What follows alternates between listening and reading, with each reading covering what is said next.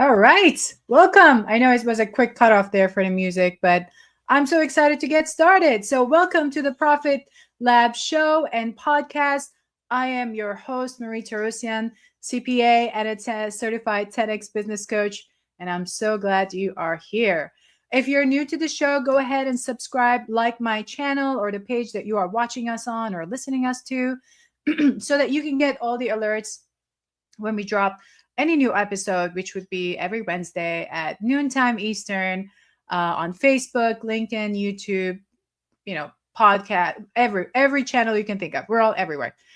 So, and that is part of the 10x marketing strategies, to be as omnipresent as possible. So that's what we're doing. All right. So today's conversation, we're going to be covering pillar 2 from the Valuation MT framework. And that's going to be about assessment and analysis. So think about it. You can't improve what you do not measure. So let's talk about how to assess your business, understand your numbers, and identify the gaps that are costing you profit. Nobody wants to lose profit, right? Like, we don't want that. So here's the thing. Let's be honest about, what happens with most entrepreneurs. They hate looking at their numbers. That I've seen that happen over and over again with many of our clients. Oh, and I had something happen to my system. How interesting. One moment, and we're going to get this set up again. All right. Okay.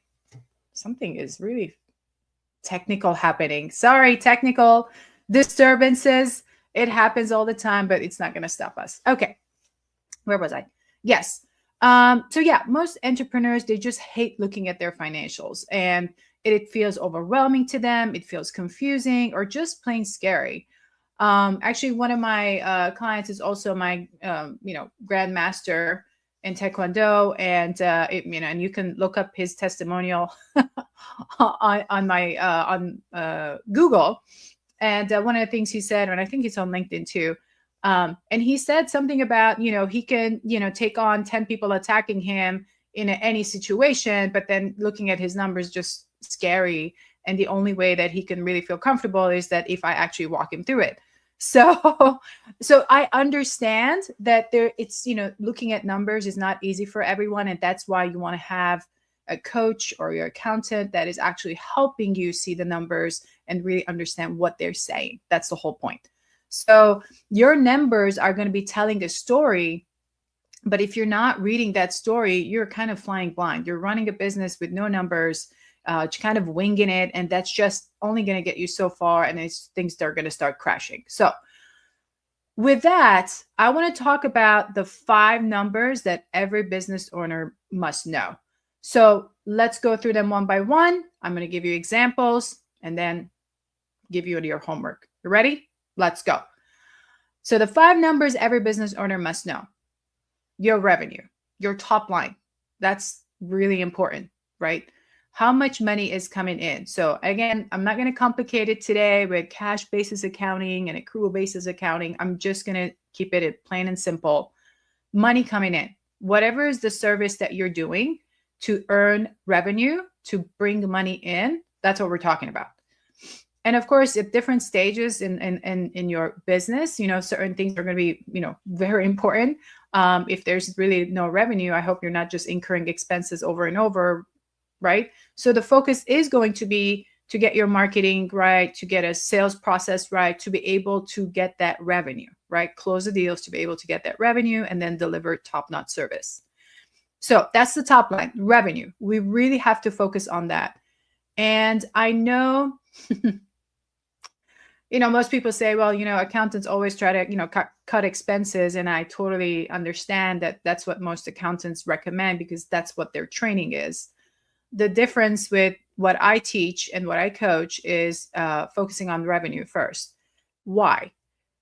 I've been in situations where the business owner wants to keep cutting costs. And at the time being, the CFO, I was like, okay, we can cut costs here, cut costs there. But it gets to a point where there's really no more cutting of costs. There's nothing else you can cut because then you might as well close your business. It's not going to run. So that's why I really focus on revenue and revenue generation, because that's really what's going to make things, it's going to help you pay bills, right? It's going to help you sustain you're going to, your business. It's going to help you build your cash flow. It's going to help you hire more people, really build an economy in your community. So with that, I would say I stand out that way because I really focus on revenue generation. And with the 10X training that I have, obviously I'm bringing a lot of that disciplined mindset and really coaching my clients to how to focus on revenue. What are the things that are gaps within that area? Obviously, today is not the deep dive conversation on this. It's a little bit more high level on the financials that, and the key numbers that you want to look at. But again, just to kind of explain why I focus on revenue. Now, the second number that you want to know are the expenses. What are you spending on and why? I think a lot of times we get, offers of like this software, that software. You have no idea how much I see of increase in software costs in a lot of our clients. And sometimes, you sign up, you want to use it, and maybe you use it for a little bit and then forget about it. There's a lot of things that you can do to look at your expenses, see what you're still using, and get rid of the ones you're not using. That's a lot of money going out the door. It's a great way to look at things yourself and really be familiar with what are the key expenses that you need to properly operate the business, right? And then cut what you don't need. And that's not something you do maybe once a year. You should probably do it every month. If that's too much for you, you could do it every quarter, but it has to be systematic. It's not like, oh, once in a while I take a look at it and see what things are, what's expensive. No, we want to be more systematic and disciplined. The third number you want to look at is your profit margin. Basically, how much money are you keeping after you've paid your expenses, right? So if you received $1,000 in revenue, and again, I'm just keeping simple numbers here, and you spent $20 on software, say, you're left with $980. So that's your profit and your margin. So you want to calculate as a dollar, you want to know the dollar amount, but you also want to know the margin, which is the percentage of revenue. So you want to know your expenses as a percentage of revenue. So do you know those numbers? You want to take a look at that. And I'm going to give you an activity towards the end that's going to help you do that exactly. Because this podcast, as I promised in the beginning, is not just ideas. It's about really helping you do it yourself and really gain knowledge and really, take action on the things that I'm talking about here. It's not about just listening and learning, all well and good. It's all about taking action, right? That's going to move the needle. Okay. So we talked about revenue, expense, profit/profit margin. The fourth number you want to know is your cash flow. Do you have money in the bank when you need it? Simple terms. I'm not going to complicate it. Again, too much accounting, but do you have enough money in the bank? I have met, I've had prospects. Well, they tell me, well, Mary, I want to invest in this. I want to buy this type of, asset so I can build my business. But I just look at my cash balance. Well, it's good to have the cash balance. You know how much money you have. However, your overall financials are also going to tell you how much of that money is already meant to be paid for things, right? So for example, if you have a credit card, you have a loan, you have other things, you look at your cash balance, a portion of that cash is meant to pay for these things, right? So you also want to know, yes, you want to know the cash balance, but you also want to know how much of that is already going to be used for paying things that are owed, right? So that's a very important number to keep track. Just put it somewhere that you keep that balance going upward.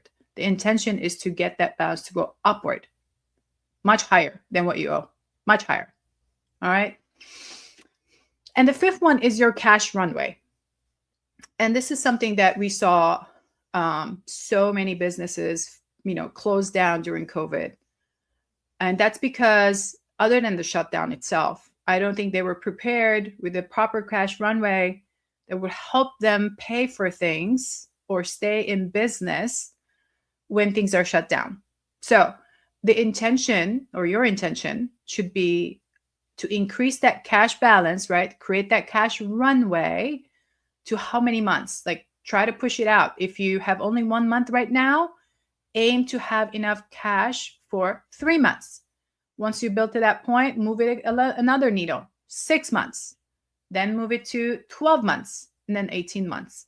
So if you are able to build a cash runway up to 18 months, I mean, you can invest the extra cash, if you're not using it, obviously. You're going to use it for, by investing and making more of it.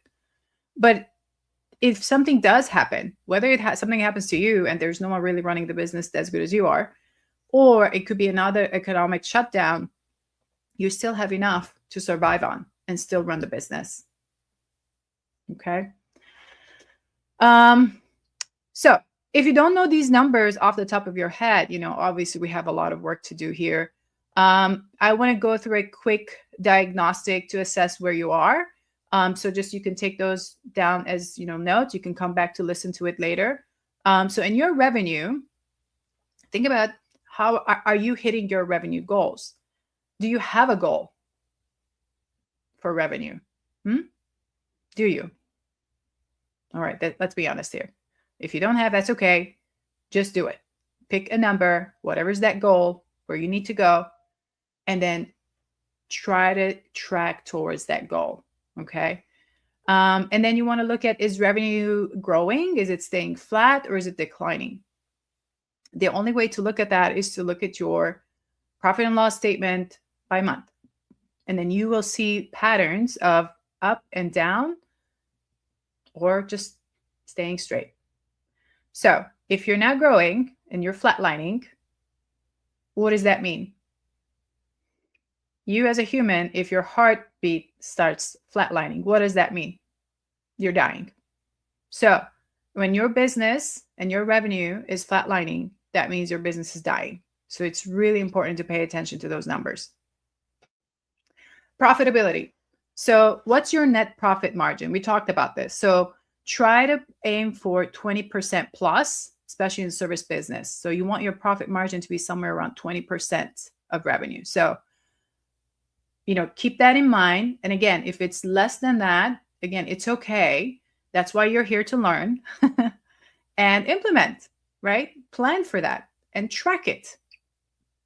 And then part of the profitability, we want to also see that, are you paying yourself what you're worth? So take a look at that. Are you actually paying yourself enough? Because a lot of times you can say, well, if you're an LLC and you're the only person, you might have that 20% profit margin. But if all your pay is going to owners, personal, which is on the equity side, then you're not really seeing a true picture of, like, if that's your profit. If you were to pay yourself as a salary, would that 20% still be there? Okay. Again, any of these stuff that's a little bit over what you're able to understand, that's totally fine. You can always reach out to me at support@theprofitlab.biz and send your questions, and I'll explain a little bit more on the next call, or maybe we get on a call together and we talk about it. All right. Next one is in operations. So do you have documented systems and processes? This is really important, whether it's on the accounting side, it could be your marketing process, it could be the overall operations. Do you have documentation that's replicable, that is trainable? You want to look at that.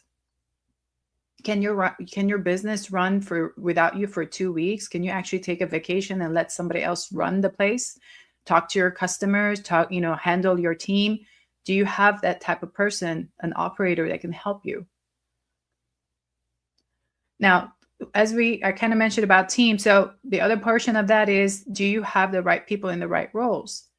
If you're really running everything by yourself, it's going to be very hard to grow your business. You do need team members, whether those are, contractors or they're full-time, based on where your business is at.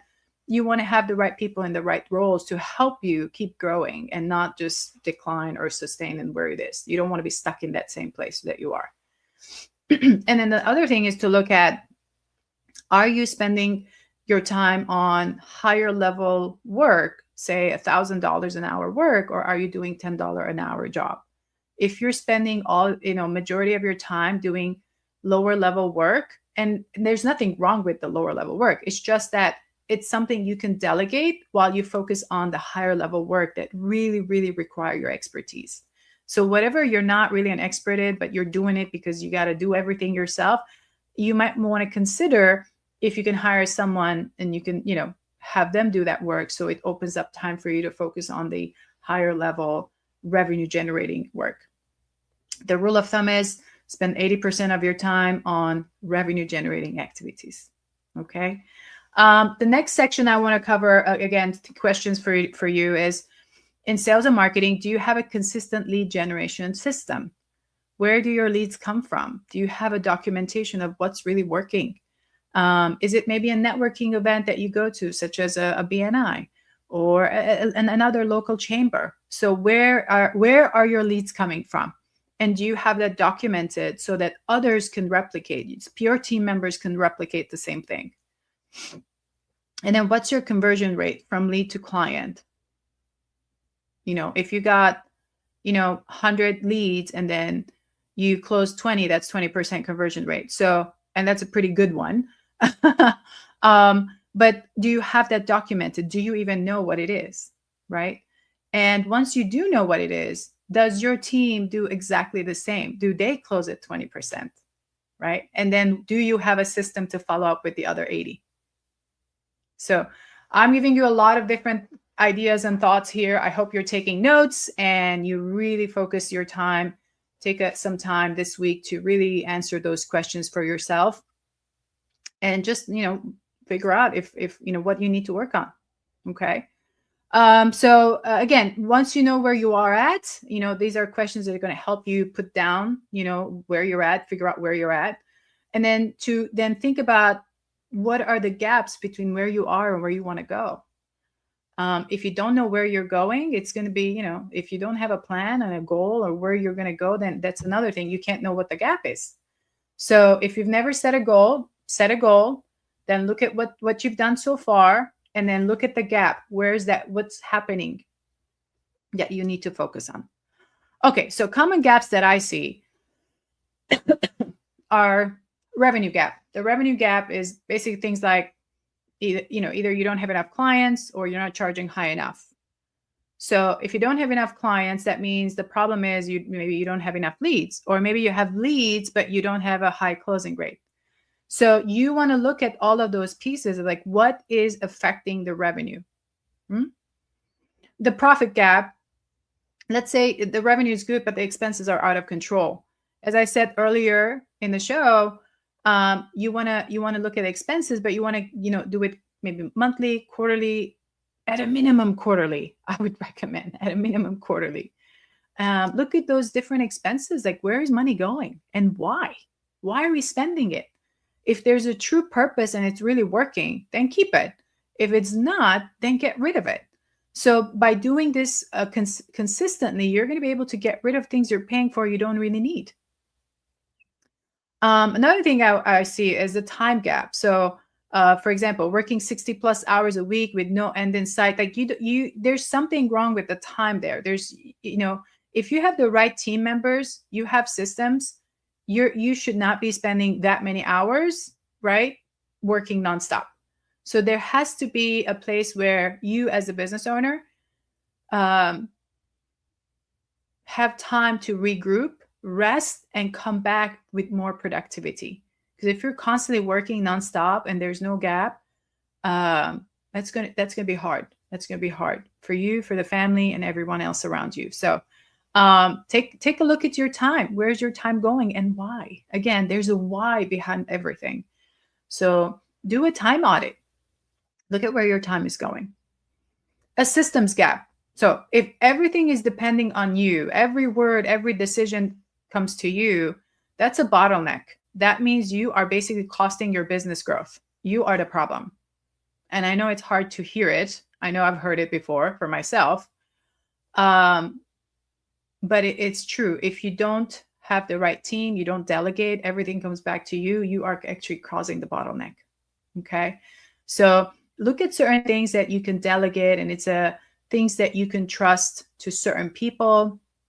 to help with the decision making, or implement systems that do some of that automated work. Get some of these minutia things and tasks out of the way for you. Okay. And the last one is the team gap. And I referenced it a few times, but if you're doing everything yourself, or you have the wrong people that you can't trust, and this happens a lot. A recent client told me about, he had a salesperson that has not been doing the work the right way.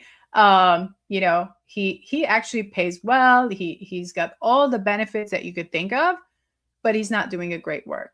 And for me, it immediately stands out as the wrong person to be in that role, especially if the expectations has been set. Things have been talked about and how to improve, and training provided, all of that. So if you're doing all of that to team members that they still don't do the job right, then they're probably not the right people for you. They're not going to help you. They're not sold on the mission, vision, and your goals. So they're probably taking a seat somewhere, but not really doing the work. So they're the wrong people. If everything comes back to you doing it, you might have to have some, real conversations and make some real decisions here to free up time. All right. Getting close to the end of the show. And of course, I always leave you with your profit question of the week. So this is the question. What's the one number in your business? One number in your business, because we talked about different ones. If you improved it by 20%, would have the biggest impact on your profit. Which one? Revenue, expenses, cash, which one? So again, I'm going to read the question one more time. What's the one number in your business that if you improved by 20% would have the biggest impact on your profit? All right. So here's what you're going to do. Action items. We always close out with action items. All right. I want you to pull your financials from last year by month, not a total. That doesn't show you much. By month. Of course, make sure you add the current month, whatever it is. Like right now, we're in January 2026, but whatever it is, whenever you're listening to this. So the current month, whatever is that current month for you. So then I want you to look at, maybe put it in a spreadsheet because you might see it better that way. Look at your revenue number, your expense numbers, the profit margins, right? Look at it over time, like month to month. What is happening? What do you see? What's the pattern there? Is it going up, going down? Maybe revenue is going up, expenses going up, profit margin going down. So what's happening? I want you to take a look at it. And if it scares you, that's okay. That means you just got aware of something and now you can take action. Okay. Also look at your balance sheet. If you can run it month to month and then put it next to each other and then see of what's the cash balance happening. What's happening there? Is it going up, going down? What's your cash runway? If you look at your monthly expenses and you look at your cash balance, how many months can you survive? So these are ways to look at your numbers and figure out where you're at. So now that you've figured out where you're at, next thing I want you to do is identify your top 3 gaps and rank them by impact. So what are the gaps? Revenue gap, profit gap, time gap, systems gap, team gap.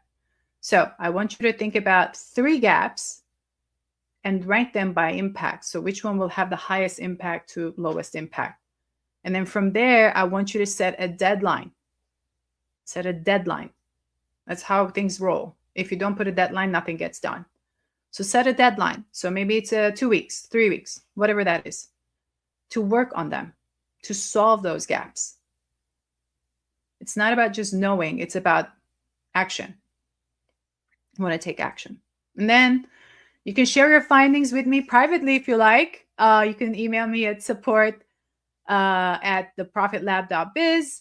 And then maybe you can ask that one question and I will answer it on the next session, next podcast episode, or we can jump on a call if you like. Okay. As we wrap up for today's podcast, now next week, we're going to talk about leverage and leadership. It is time to start leading like a CEO and not a solopreneur. So until then, blessings. See you next week. Have a good one. Make sure to subscribe. See you next week. Bye.